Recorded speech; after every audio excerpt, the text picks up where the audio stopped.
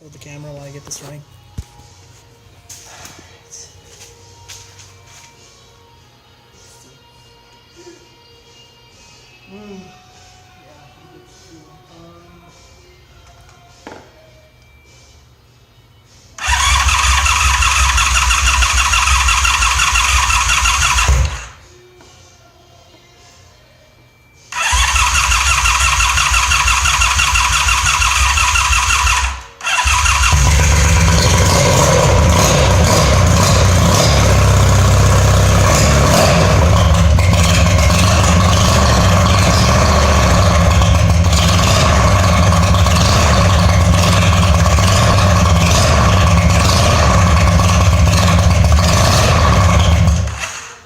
I was trying to adjust it up to get that.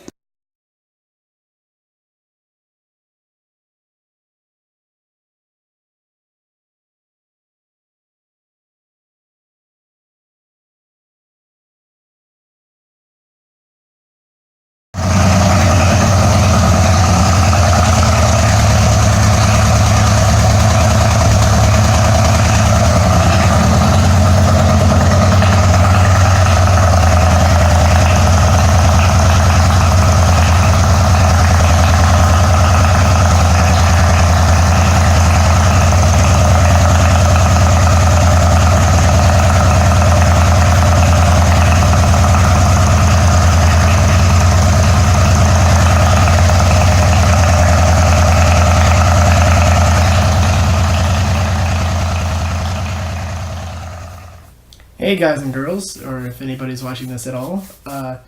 Sorry it's been such a long wait for this next video. I've been just swamped with things to do. This past weekend I joined the, not this past, but 2 weekends ago, I joined up the Air Guard, and I'll be working C-130s out of Great Falls in Montana. And then on the way back, my Volkswagen, my everyday car, crapped out. One of the injectors got stuck open in the middle of nowhere, and I was stranded. So that Friday and most of the weekend was just shot, or not Friday, but that Monday or Sunday, and the rest of the week was just shot because I had to get the car moved around. I had to call USAA, which only got me like an eighth of the way from where I was stranded to where I needed to go. So they dropped me off in the middle of nowhere. So, thanks USAA. Yeah, so I had to call my parents and beg them for a ride the rest of the way to Bozeman because I thought it was I had low pressure fuel in the DTCs and the default codes. I was like, oh, it's got to be my high pressure fuel pump. That's all it's got to be. Like, that's the only thing I can imagine it being.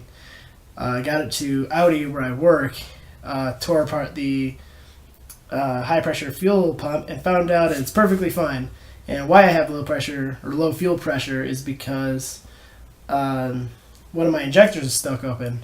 But luckily, the injectors are covered under warranty, so I had to get it from where I worked at Audi to Volkswagen, and it's just I've been busy. And if I we're trying to work on my Volkswagen or my BMW with the window regulators and whatnot, I've been working on the bike, which I have good news, which you've already seen. It's running. It is running.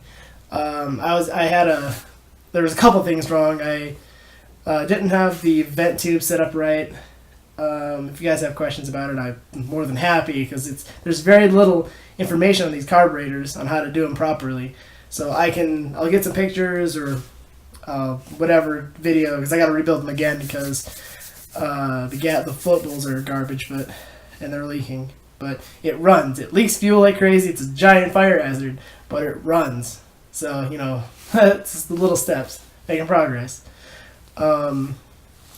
So yeah, if you guys want if you want me to put up videos or pictures or whatever of what went wrong and how I fixed it and maybe to help you out in the future, then let me know and I would be glad to help.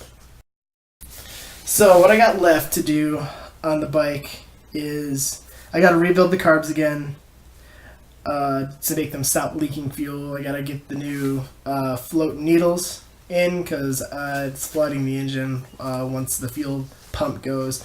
I got the fuel pump in. I got the whole fuel system routed. It's all good. It works. I gotta fix the fuel leaking from everywhere and it running super rich, which is just, pilot valve issue, or it's the needle not getting, sealing properly. But I still got to, once I take the cards back apart and put it back together, I got a new throttle sleeve because the throttle sleeve was broken before. So I got to put the new throttle sleeve on and get that all tightened up to make sure it's working properly. And then a battery. And then it'll be rolling under it. It won't have a seat and everything will be dangling all over the place. Like the lights there are no lights. If there are any lights, they're just kind of dangling from the wiring harness. Which I got to clean all that up eventually. But once I get a battery in it, it'll be running under its own power, which it hasn't done in probably a decade.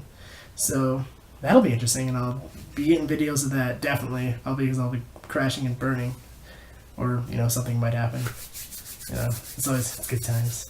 But yeah, thanks for stopping by again and checking up. And if you guys have any questions or comments or concerns, just let me know. Put them in the description, or not the description, but the comments.